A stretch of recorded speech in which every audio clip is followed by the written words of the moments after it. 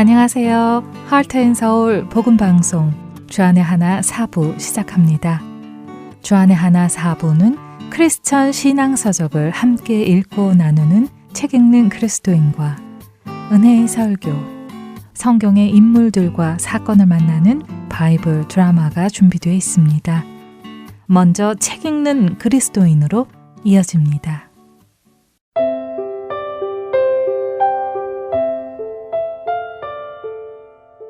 애청자 여러분 안녕하세요.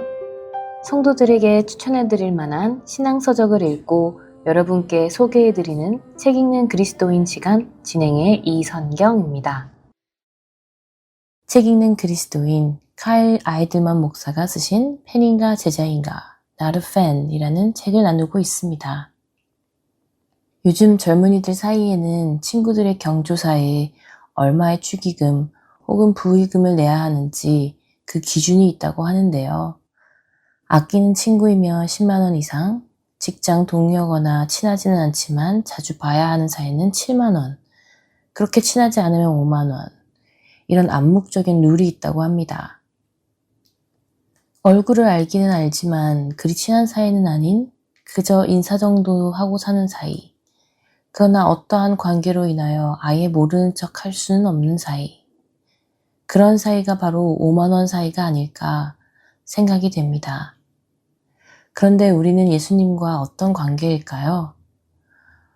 어느 정도 친한 관계일까요? 만일 여러분이 예수님이 초청하시는 어떤 행사에 초대되었다면 여러분은 얼마 정도의 축의금을 내실 관계이신가요? 물론 그런 일은 없겠지만 그래도 한번 생각해보는 것도 재미있는 질문 아닌가요? 나는 예수님과 자주 만나고 엄청 친하고 서로 도움도 주고받는 사이야 하면서 10만 원이 아니라 나의 모든 것을 드려야지 하는 분도 계실 테고, 아주 친하지는 않지만 그래도 자주 보는 사이니까 7만 원 정도 내야겠다 하실 건가요? 아니면 얼굴을 알기는 알지만 인사 정도 하는 사이, 일주일 정도에 한 번 정도 교회에서 얼굴을 보는 사이기에 5만 원 정도만 내실 건가요? 농담 같지만 우리 자신이 예수님과 어떤 사이인가를 생각해 볼 주제입니다. 카일 아이들만 목사님은 예수님에 관해서 아는가? 아니면 예수님을 진정으로 아는가? 라는 질문을 우리에게 던지십니다. 팬은 지식과 친밀함을 혼동한다고 하지요. 팬은 예수님에 관해 아는 것과 그분을 진정으로 아는 것을 구분하지 못한다고 하시지요. 카일 목사님의 이 말은 정말 동의가 되는 말입니다. 많은 사람들은 예수님에 관해서, 하나님에 관해서 알고 있지만 예수님을 모르고 하나님을 모르는 경우가 많기 때문이지요. 더 큰 문제는 하나님을 모르면서도 하나님에 대해 아는 것이 하나님을 아는 것이라고 착각하는 것입니다. 사실 예수님을 믿지 않는 사람들도 어느 정도 예수님에 대한 지식을 가지고는 있습니다. 예수님이 유대인이고 동정녀 마리아를 통해 나시고 많은 기적을 베푸시고 십자가에 죽으시고 부활하셨다는 지식을 비록 믿지는 않아도 들어서 알고 있지요.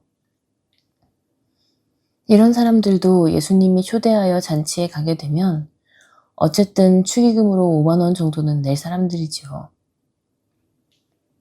한편 어릴 때부터 교회를 다닌 사람들은 물론 성경을 공부한 사람들, 목회나 전문 사역을 하는 사람들이 예수님에 관해서 가지고 있는 지식은 믿지 않는 자들보다 더 많겠죠. 하지만 그렇다고 해서 그들이 모두 예수님과 친밀한 관계를 가지고 있다고 할 수 있을까요? 예수님은 마태복음 7장 22절에서 23절에 분명히 말씀하셨습니다. 그날에 많은 사람이 나더러 이르되 주여 주여 우리가 주의 이름으로 선지자 노릇하며 주의 이름으로 귀신을 쫓아내며 주의 이름으로 많은 권능을 행하지 아니하였나이까 하리니 그때에 내가 그들에게 밝히 말하되 내가 너희를 도무지 알지 못하니 불법을 행하는 자들아 내게서 떠나가라 하리라. 이 말씀은 예수님께서 믿지 않는 자들에게 말씀하신 것이 아니라 믿는 성도들을 향해 말씀하신 것입니다. 내가 너희를 도무지 알지 못한다고요. 그들은 예수님에 관해서는 알았지만, 다시 말해 예수님에 대한 지식은 있었지만 진정으로 예수님을 알지는 못했습니다. 여러분은 어떠신가요? 그런데 예수님에 대해 아는 것이 아니라 예수님을 아는 것은 무슨 의미일까요? Not a fan 책에서 카일 목사님은 알다라는 의미를 가지고 있는 히브리어 야다에 대해 설명해 주십니다. 창세기 4장 1절 시작에 아담이 그의 아내 하와와 동침하매 라는 말씀이 있습니다. 여기서 동침하매가 히브리어 야다라고 하시죠. 이 야다는 단순한 지식을 넘어서는 알다를 의미하며 지식을 넘은 친밀함을 말한다고 목사님은 설명하십니다. 다시 말해 남편이 아내를 단순히 지식으로만 아는 것이 아니라 함께 살고 경험하며 그 사람에 대해 모든 것을 알게 되는 수준의 아는 것을 말하는 것이지요. 참 놀라운 말씀 아닌가요? 우리가 신을 경배하는 것은 할 수 있습니다. 요일에 맞추어 예배당에 가서 예배드리고 헌금하고 기도할 수 있지요.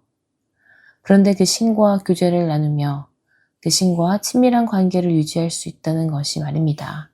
이것이 바로 종교가 아닌 예수 그리스도의 복음인 것입니다.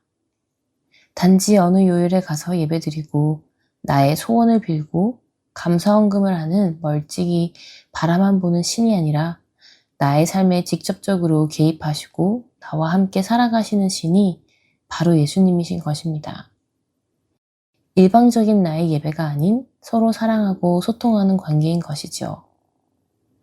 예수님과 서로 사랑하고 소통하는 관계인가요? 나와 예수님의 관계는 어느 정도 친밀함이 있을까요? 누가복음 7장 36절부터 50절에는 모든 지식을 갖춘 종교 지도자인 바리새인 시몬과 자신의 눈물과 머리털로 예수님의 발을 닦은 창녀가 등장합니다. 여기서 카일 아이드먼 목사님은 그 종교 지도자는 팬이며 친밀한 애정을 표현했던 창녀를 제자로 표현합니다. 그리고 목사님은 우리에게 질문하십니다. 나는 이 이야기에서 어떤 인물에 가까운가? 이 여인처럼 예수님과 친밀한 시간을 보낸 적이 있는가? 예수님 앞에 자신을 완전히 쏟아낸 적이 있는가? 눈물을 흘리며 혹은 창피를 무릅쓰며 예수님께 사랑의 표현을 해본 적이 있는가? 다시 말해 예수님에 관해서 아는 것이 아니라 예수님을 진정으로 알고 있는가? 예수님에 대해 아는 것에 멈추지 않고 예수님을 알아가는 우리 모두가 되기를 소원합니다. 책 읽는 그리스도인 여기에서 마칩니다.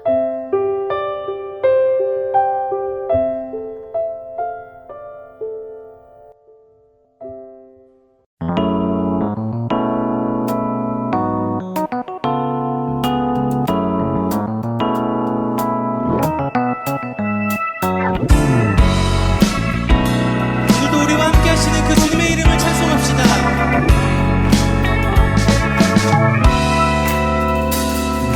늘 그지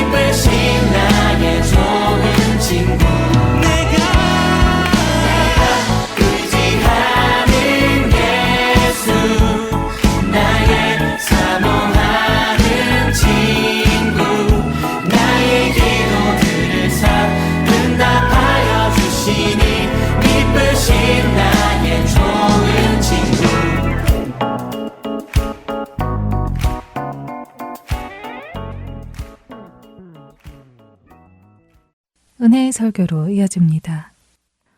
오늘은 낙스빌 한인 사랑교회 정진은 목사님께서 로마서 12장 1절에서 2절을 본문으로 예배의 동행이라는 제목의 말씀 전해 주십니다. 은혜의 시간 되시길 바랍니다. 성경에 보면 처음 5권이 모세오경이라고 합니다. 그 모세오경은 여기 보여지는 것처럼 창세기, 출애굽기, 레위기, 민수기, 신명기입니다. 이 5권을 모세오경이라고 부르는 이유는 이 5권을 우리는 모세라는 그 구약의 인물이 썼다라고 추정하고 있기 때문에 그렇습니다. 그래서 모세가 쓴 이 5권, 그 모세의 저자이기 때문에 모세오경이라고 여기고요. 이스라엘 사람들은, 유대인들은 가장 사랑하는 성경책이 바로 이 모세오경입니다. 그리고 이 모세오경을 가장 많이 외우고요, 자녀들에게 가르쳐 줍니다. 제가 이번에 말씀을 준비하면서 새롭게 알았던 사실이 하나 있어요. 그 사실은 뭐냐면 유대인들이 자신의 자녀들에게 제일 처음 가르쳐주는 성경책이 여러분 혹시 뭔지 아십니까? 당연히 저도 그렇게 생각했지만 저는 당연히 창세기라고 생각했어요. 왜냐하면 성경의 제일 처음 책이고 모든 인류의 첫 시작을 가르쳐주고 있으니까 우리 아이들에게 첫 신앙을 입문할 때 가르쳐주는 책이 창세기겠다라고 생각했는데 그게 아니더라고요. 유대인들이 아이들에게 제일 처음 가르치는 성경책은 다름 아닌 레위기랍니다. 저는 이번에 처음 알았어요. 여러분, 성경을 읽어보신 분들은 아시지만 이제 또 안 읽어보신 분들은 잘 모르겠지만 레위기는 사람들이 제일 시험에 많이 빠지는 책이에요. 그래서 이제 우리가 막 한 해가 되면 1독을 시작하잖아요. 그러면 창세기, 출애굽기까지 잘 읽다가 레위기에서 시험 들어서 포기해요. 왜냐하면 이 레위기는 법이 기록돼 있어요. 법이. 특별히 제사법, 구약에 예배를 어떻게 드렸는지 그 방법과 법에 대해 기록돼 있다 보니까 이게 읽기가 너무 어려워요. 그래서 수많은 사람들이 레위기에서 포기하는데 이 어려운 책을 유대인들은 아이들에게 제일 처음 가르친다라는 거예요. 이유가 뭐겠습니까? 지난주 우리 말씀을 안 들으신 분은 모르겠지만 지난주 우리 말씀 나눴잖아요. 예수 그리스도 때문에 하나님과의 관계가 회복이 되어 그분의 자녀와 그분의 백성이 된 그 사람들에게, 그 성도들에게, 그 믿는 자들에게 가장 첫 번째 되는 의무요 책임은 예배이기 때문에 그렇습니다. 우리 지난주에 봤던 이사야서 43장 12절 이 말씀, 21절 봐보세요. 우리가 지음받은 목적이 뭐랍니까? 우리의 목적이 뭐예요? 하나님을 찬양, 예배하기 위해서. 하나님이 우리를 지으신 목적, 하나님이 예수 그리스도를 보내셔서 우리를 회복시키고 자녀로 만들어주신 목적, 그게 예배라는 겁니다. 그래서 유대인들은 하나님의 백성이라고 그렇게 여기며 살아가잖아요. 그래서 하나님의 백성으로서 가장 첫 번째 해야 되는 그 의무를 우리 아이들에게 가르친답니다. 그래서 레위기를 가르친대요. 전 참 중요한 가르침이다라고 생각이 듭니다.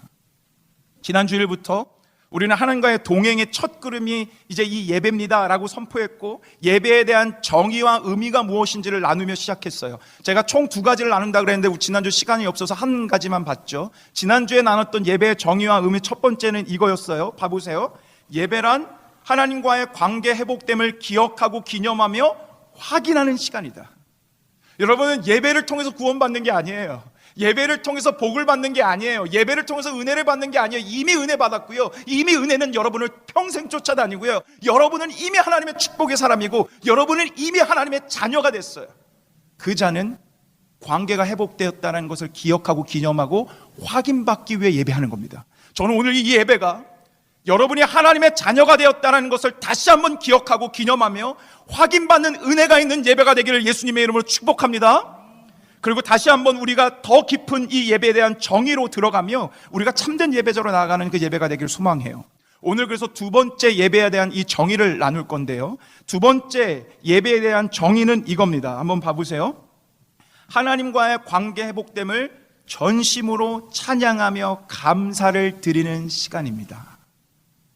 다시 한번 우리 여러분과 함께 읽어볼게요. 함께 읽겠습니다. 시작.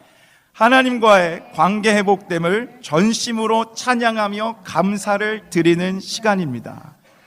여러분과 제가 만약에 진심으로 예수님을 믿어서 관계가 회복되었잖아요. 그러면 당연히 나올 수밖에 없고 마땅히 해야 되는 것은 이 감사와 찬송을 하나님께 올려드리는 거예요. 이건 마땅한 바예요. 그래서 오늘 이 예배가 무엇인지를 오늘 본문이 너무나 잘 설명하고 있는데요. 1절 한번 봐보세요.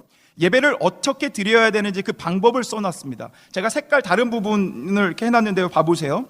너희 몸을 하나님께서 기뻐하시는 거룩한 산 제물로 어떻게 하래요? 드리라. 예배가 무엇인지, 예배를 어떻게 드려야 되는지 분명히 기록해놨습니다. 먼저 보시면 하나님께 뭘 드리랍니까? 하나님께 돈을 드리래요? 하나님께 뭐를 드리래요? 너희의 몸을 드리랍니다.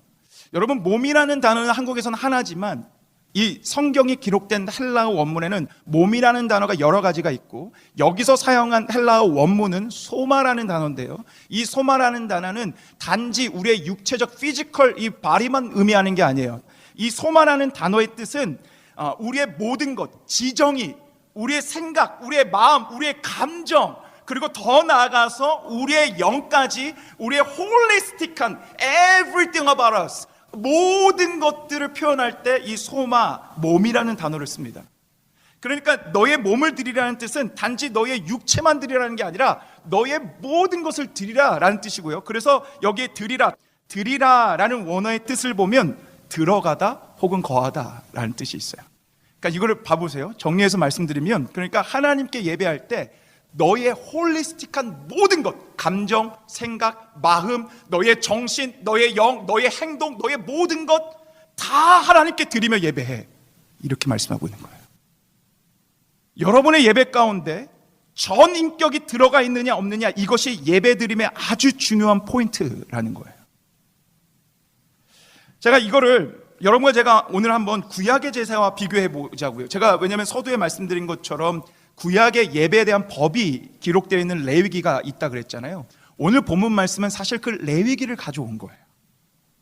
신약 말씀인데요, 그냥 예배를 드리면 된다라고 하면 되는데, 예배를 드리면 된다라고 써있지 않고 여기 뭐라고 써있냐면 거룩한 산 제물이 되어라, 이렇게 써있어요. 그러니까는 레위기의 말씀을 그대로 갖고 와서 지금 비교해서 지금 써놓은 거라는 거예요. 그러니까 레위기의 이 제사법, 이 방법들을 알아야 오늘 본문이 분명하게 더 이해가 된다라는 겁니다. 한 5년 전인가요? 저희가 큐티하는 그 큐티책에 레위기가 본문 말씀이었어요. 근데 저는 지난주에 말씀드린 것처럼 모태신앙이고요, 저는 신학을 지금까지 8년 9년 공부한 사람인데 5년 전에 그 레위기 본문을 큐티 묵상하면서 처음으로 깨달은 적이 있고, 그래서 제가 그걸 가지고 설교한 적이 있어요. 저는 그 전까지는 전혀 몰랐던 게 한 가지 있어요. 그게 뭐냐면, 저는 모태신앙이었지만 구약의 제사는 제사장만 드린다라고 생각했어요. 구약의 제사는, 제물은 성도가 어린 양이나 이런 동물들을 가져오지만, 이 구약의 제사를 모르시는 분들은 한번 그냥 들으세요. 제가 나중에 설명해 드릴게요. 그 제물을 갖고 오면 너 피를 내고 죽이고 그 껍질을 벗기고 막 이 동물들을 각을 뜨고 하는 게 있거든요. 저는 그걸 다 제사장이 하는 줄 알았어요. 제가 무지했던 거죠. 근데 그때 말씀을 묵상하면서 깨달은 게 그게 아니었다는 걸 깨달았어요. 이 다음 슬라이드 한번 보여주세요. 제가 이 그림은 나중에 카톡에 한번 올려드릴게요. 여기가 1번이에요. 1, 2, 3, 4, 5, 6, 7, 8입니다. 이걸 지금 구약의 예배를 그대로 그려놓은 건데, 처음에 이 제사자, 예배자가요, 하나님께 드릴 제물을 집에서 아주 거룩하고 흠없는 아주 깨끗한 동물을 가져와요. 조심조심 하나님께 존귀하게 드리려고 가져옵니다. 그리고 두 번째, 이게 뭐 하는 사진이냐면, 이 예배자가요, 그 제물한테 기도를 해요. 그래서 감사의 마음, 자신의 죄, 이 모든 것들을 정가시켜요. 그리고 나서 세 번째 그림 봐봐요. 2명 있잖아요. 여기서 뭐 하는 거냐면, 저는 예전에는 제사장이 이 동물을 잡는 줄 알았어요. 근데 제사장이 잡지 않습니다. 예배자가 이 동물을 칼로 찔러 죽입니다. 그리고 제사장은 거기서 나오는 피만 받아서 그 다음 사진처럼 제단에 가서 뿌립니다. 그리고 그 다음 사진을 보면 껍질을 가죽을 벗기는 거예요. 전 이것도 제사장이 하는 줄 알았어요. 제사장 하지 않습니다. 예배자가 합니다. 예배자가 갖고 온 자기의 재물을 자기가 벗깁니다. 그 다음 각을 뜹니다. 전 이것도 제사장이 하는 줄 알았어요. 그 제사장이 하지 않습니다. 예배자가 합니다.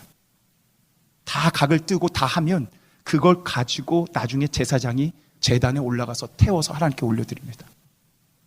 각을 뜨고 가죽을 벗기고 이 어려운 작업을 누가 한다고요? 제물을 가져온 예배자가 합니다. 저는 구약의 예배는 제사장이 다 하고 제사자들을, 예배자들은 구경만 하는 줄 알았어요. 그런데 구약의 예배에서 제사장보다 더 바쁜 사람은 예배자입니다. 구약의 예배에서 오히려 구경꾼은 제사장입니다. 구약의 예배 드릴 때 성도들이, 그때 예배자들은 깨끗한 옷을 입고 갑니다. 더러운 옷 입고 가지 않습니다. 가장 깨끗한 옷을 입고 갑니다. 근데 그들이요, 예배를 드리고 나가는 옷은 어떤지 알아요? 이 그림처럼 온전히 깨끗했던 옷이 피투성이가 됩니다. 그들은 예배를 드리고 나면 치열한 전쟁터에서 싸우고 난 그 상처가 그대로 남은 사람처럼 피투성이가 되어가지고 돌아갑니다. 구약의 예배는 절대로 구경꾼이 아니었고 관객이 아니었습니다. 제사장보다 더 치열하게 드리는 예배를 구약에서 드렸습니다. 오늘 본문은 그 예배를 모티브에서 갖고 옵니다. 그래서 우리에게 그 모티브를 가지고 뭐라고 얘기하냐면 너희가 거룩한 산 제물을 드리라 말씀합니다. 지금의 예배도 동일하게 우리가요, 치열하게 우리의 모든 것을 드리며 예배해야 된다는 거예요. 그래서 여러분 잘 들어보세요.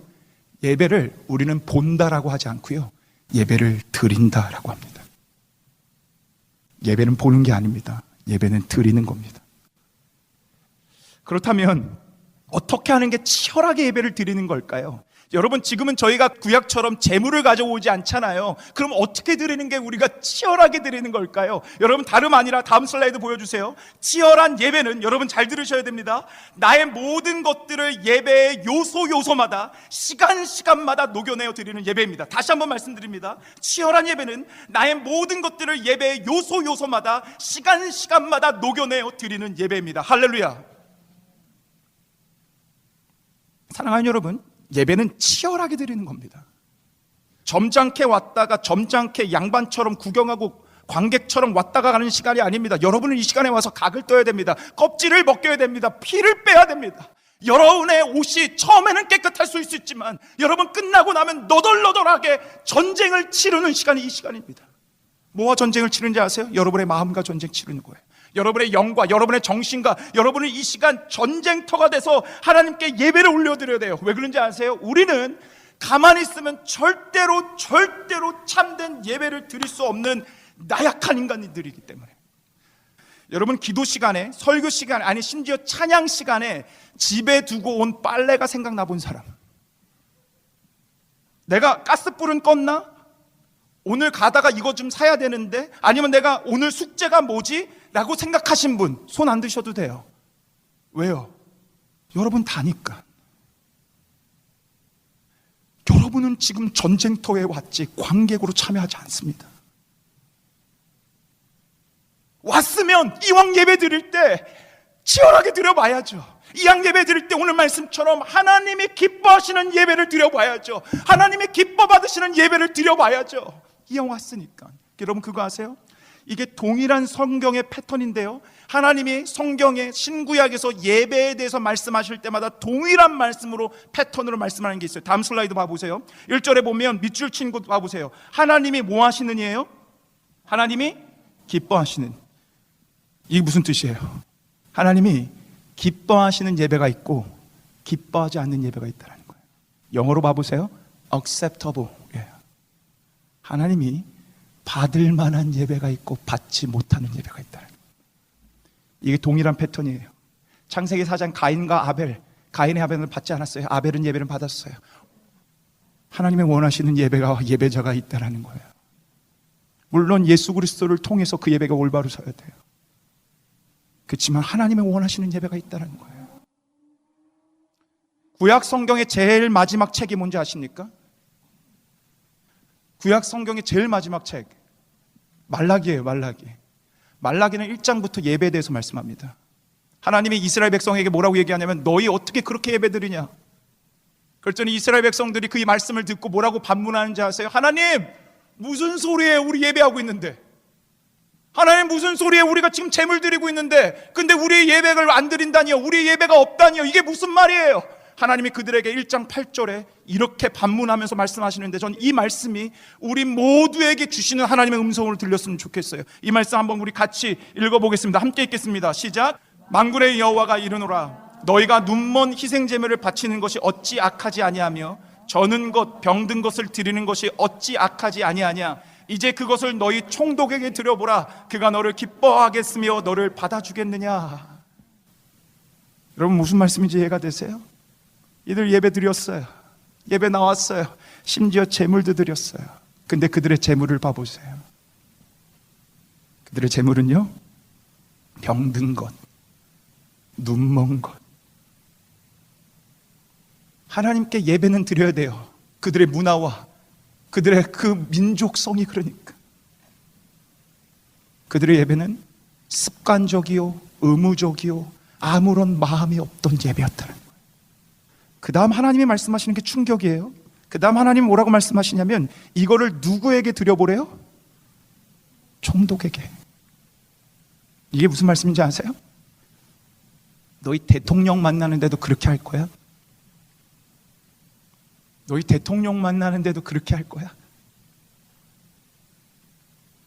대통령도 아니고 이 만물을 지으시고 우리에게 아무런 공로 없어도 예수 십자가로 우리를 구원해 주신 그 하나님의 사랑 앞에 너희가 그렇게 예배해도 되겠어? 사랑하는 여러분, 하나님께서 원하시고 기뻐하는 예배는 딱 하나예요. 치열한 예배예요. 치열한. 졸 수 있어요. 딴 생각할 수 있어요. 핸드폰이 궁금할 수 있어요. 이따가 해야 되는 숙제가 궁금할 수 있어요. 이따가 뭘 장봐야 되는지 궁금할 수 있어요. 그런데 이왕 여러분이 나왔다면 싸워야죠. 졸린 거와 싸워야죠. 딴 생각하는 거와 싸워야죠. 내가 딴 마음에 드는 거와 싸워야죠. 여러분의 마음에 피 터져게 해야죠. 피가 튀겨서 여러분의 옷이 너덜너덜 하나님 앞에 드려져야죠.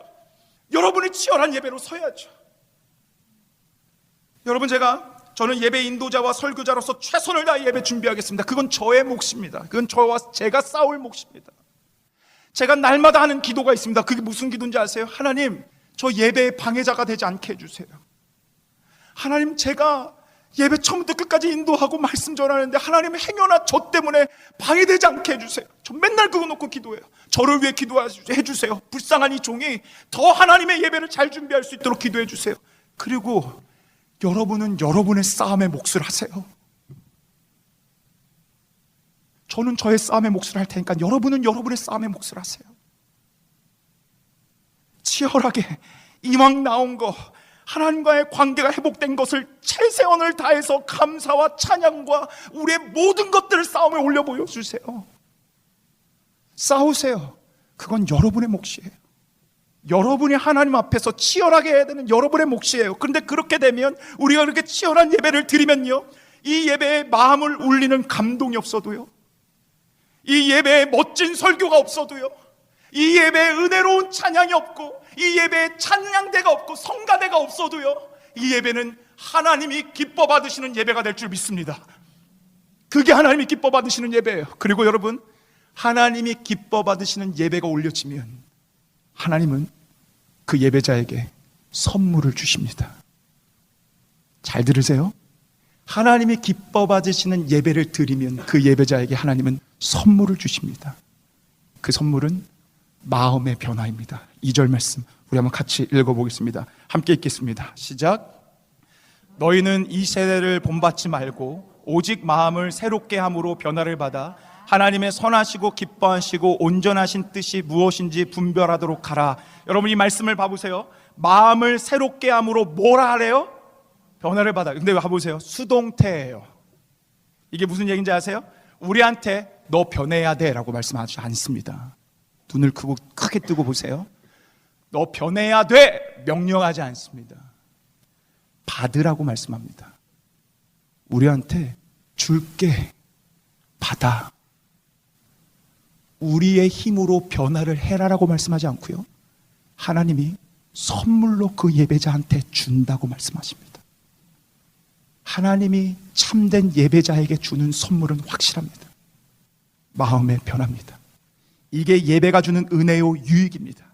참된 예배를 드리는 자, 하나님과의 관계가 회복되었다는 것을 다시 한번 기억하고 기념하고 확인받고 그것들을 하나님 앞에 온 찬양과 마음으로 우리의 모든 것들을 드리는 그 예배자, 결론은 변합니다. 이 선물을 반드시 받습니다. 말씀을 준비하면서 읽었던 책에 이렇게 써 있었어요. 여러분 한번 들어보세요. 예배나 설교 중에 마음이 살아나는 경험을 해본 적이 있는가? 나는 있다. 예배당에 들어올 때와 완전히 달라진 마음으로 예배당을 나선 적이 있는가? 나는 있다.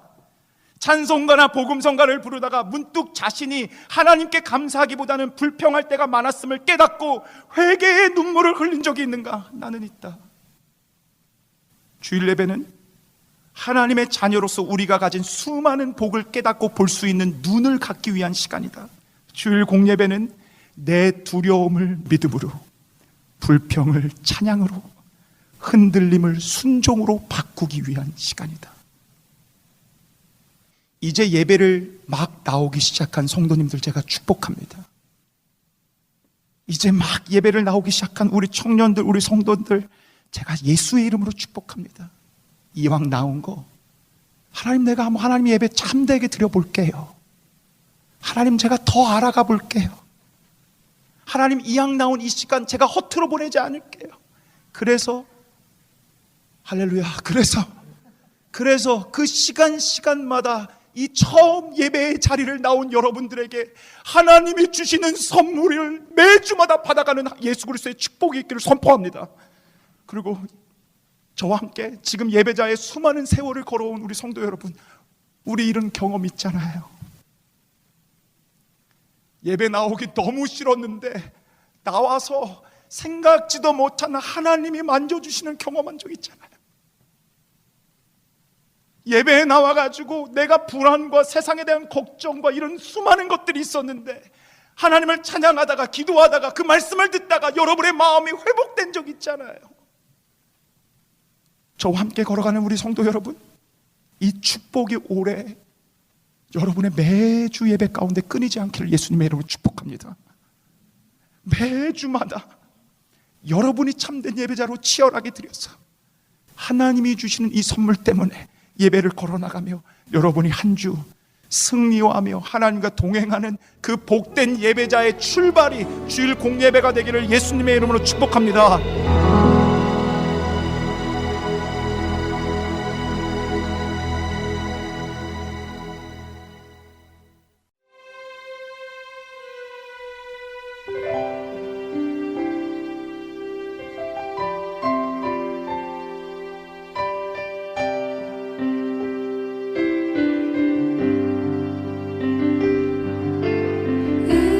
은혜로만 들어가네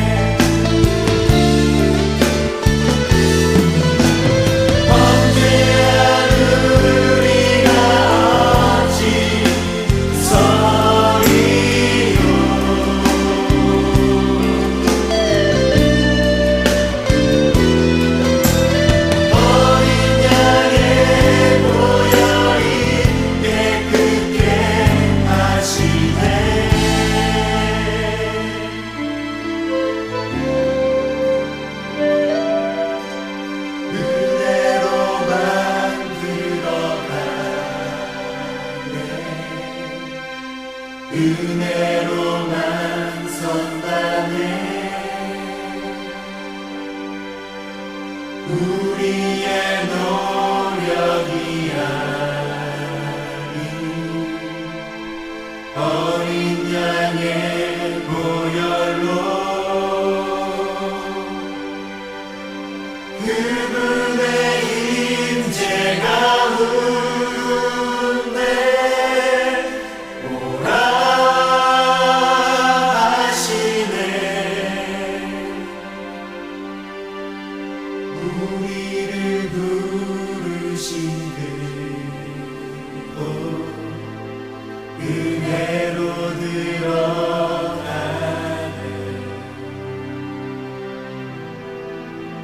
주님의 은혜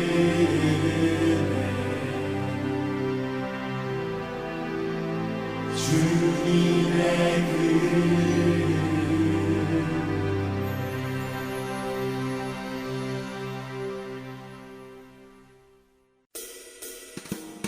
지역마켓 및 여러가지 한인업소는 복음을 전할 수 있는 선교의 좋은 통로입니다.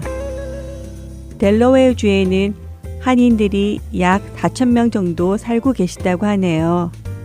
한인 86% 이상이 윌밍턴을 중심으로 한 뉴캐슬 카운티에 많이 살고 있다고 합니다. 이 지역에 위치한 슈퍼 G 마켓 또는 영스 오리엔탈 글로서리에 저희 CD를 놓아주시고 관리해 주실 동역자를 찾습니다.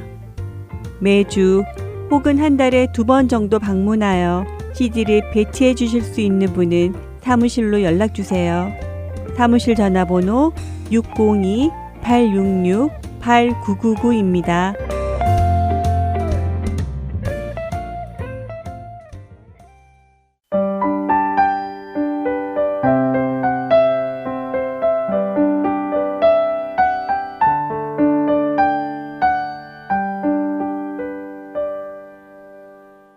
성경 속의 인물들과 사건을 만나는 바이블 드라마로 이어집니다.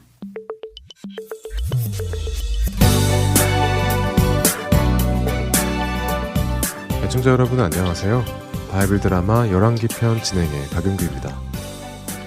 변하지 않는 이스라엘의 모습에 낙심한 엘리야 선지자는 유대 광야로 홀로 쓸쓸히 걸어 들어가서는 하나님의 산 호렙산에 다다랐습니다. 하나님께서는 호렙산에서 엘리야에게 강한 바람이 산을 가르고 바위를 부수는 모습을 보여주셨습니다. 그러나 하나님의 모습은 보이지 않았지요.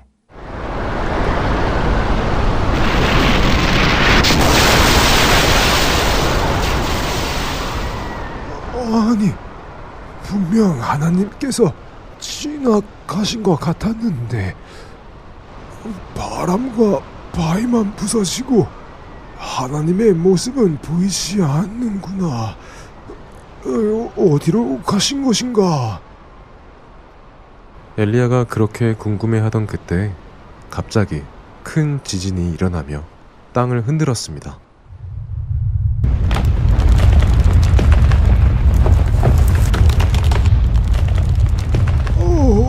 이런 땅이 갈라지는 엄청난 지진이구나. 아니, 그런데 하나님은 어디 계시는 것인가?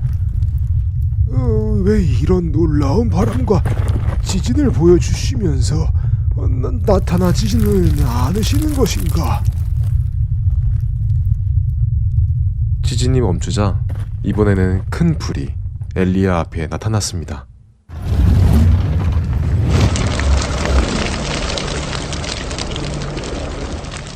아유, 뜨거워.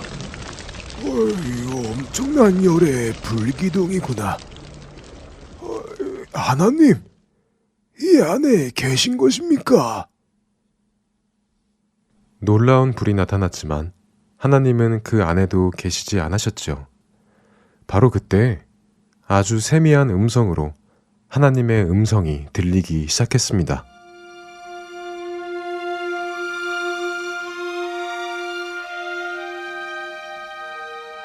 엘리야야. 오, 하나님, 드디어 말씀하시는군요. 말씀하소서. 제가 듣겠나이다. 네가 어찌하여 여기에 있느냐? 하나님, 이미 말씀드린 것처럼 하나님을 향한 저의 열정이 남다르지 않습니까? 그래서 저는 제가 우리 이스라엘 백성들을 하나님께로 돌아오게 할 수 있을 줄로 알았습니다. 저는 이 이스라엘에 3년 반이나 비가 오지 못하게도 하였고, 또 하늘에서 불이 내려와 하나님의 재물을 훑어가는 놀라운 기적도 보여주었습니다. 더군다나 저는 사르빠 과부의 죽은 아들까지도 기도하여 살려내는 그 누구도 하지 못한 놀라운 기적을 보여주었지 않습니까? 그런데도 이 이스라엘 백성들은 마음을 돌이키기는커녕 하나님의 언약을 버리고 하나님의 제단을 헐며 심지어 하나님의 선지자들까지 죽였습니다. 선지자라고는 이제 저 하나 남았는데 이제는 저까지 죽이려 하니 이 나라는 이제 소망이 없을 것 같습니다. 엘리야야, 내가 너에게 큰 바람과 지진과 불을 보여주었지 않느냐? 그런데도 그 안에서 너는 나를 찾을 수 없었다. 그 이유는 사람이란 그런 기적을 보고 나 여호와를 믿는 것이 아니기 때문이다. 내가 너에게 이렇게 세미한 음성으로 임할 때 내가 나를 찾을 수 있듯이 나를 찾고자 하는 자는 기적을 통해서가 아니라 고요한 가운데서 나의 음성을 듣는 자들이 찾는 것이다. 그러니 너는 실망하지 말고 너에게 맡겨진 일을 해라. 나의 백성들을 찾아내는 것은 네가 할 일이 아니라 내가 하는 일이니라. 오, 하나님, 그랬군요. 저의 교만함을 이제 깨닫습니다. 저는 저의 능력이 사람들로 하나님께 오게 할 것이라 생각했었는데 그것이 아니었군요. 하나님, 말씀하시옵소서. 제가 해야 할 일이 무엇입니까? 너는 돌이켜 광야를 통과하여 아람 나라의 다메섹으로 가라. 그리고 그곳 사람 하사엘을 찾아 그에게 기름을 붓고 그로 아람의 왕이 되도록 하라. 내가 그를 통하여 아합의 집안과 이스라엘을 징계할 것이다. 너는 또 님시의 아들 예후에게 기름을 부어 이스라엘의 왕이 되게 하라. 그가 아합 집안을 징계할 것이다. 그리고 너는 아베무을라 사밧의 아들 엘리사에게 기름을 부어 너를 대신하여 선지자가 되게 하라. 내가 이들을 통하여 아합과 이스라엘을 징계할 것이다.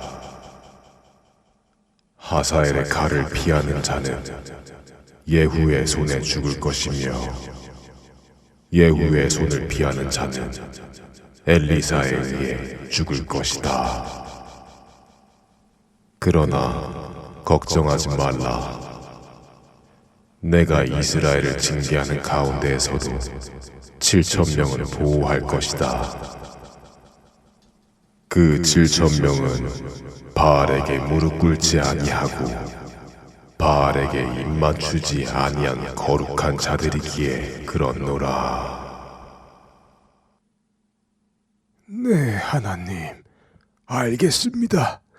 제가 하나님의 뜻을 따라 행하겠나이다. 엘리야는 하나님의 말씀을 듣고 자리에서 일어납니다. 그리고 엘리사를 찾아가지요.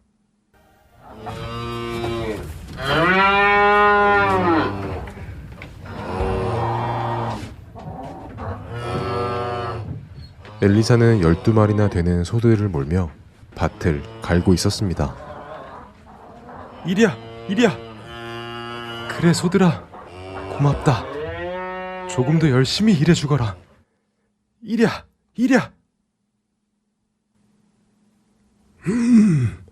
저 사람이 엘리사이군. 엘리사에게로 가까이 간 엘리야는 자신의 겉옷을 벗어서는 엘리사에게 던졌습니다. 그것은 엘리야가 엘리사에게 자신을 이어 선지자가 되라는 신호였습니다.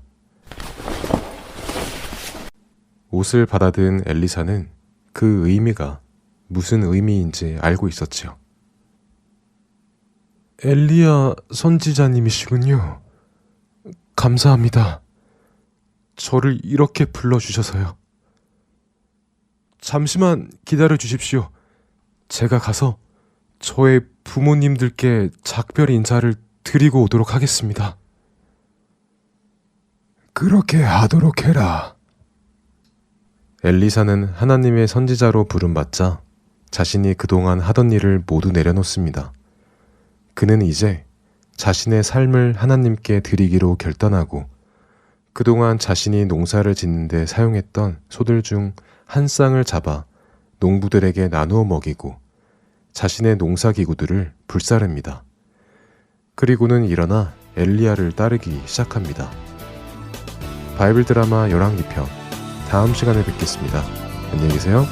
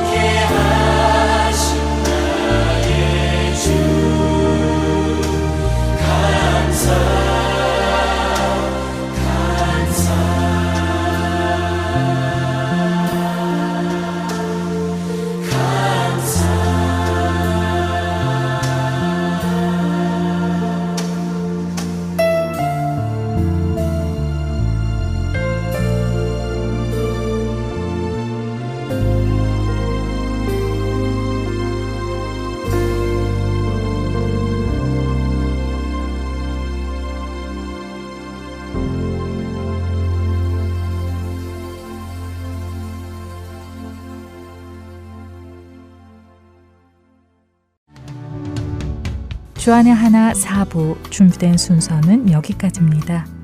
한 주의 시작도 하루의 시작도 말씀이신 예수님과 함께하는 우리 모두가 되길 소원합니다. 다음 시간에 다시 찾아오겠습니다. 고맙습니다. 안녕히 계세요.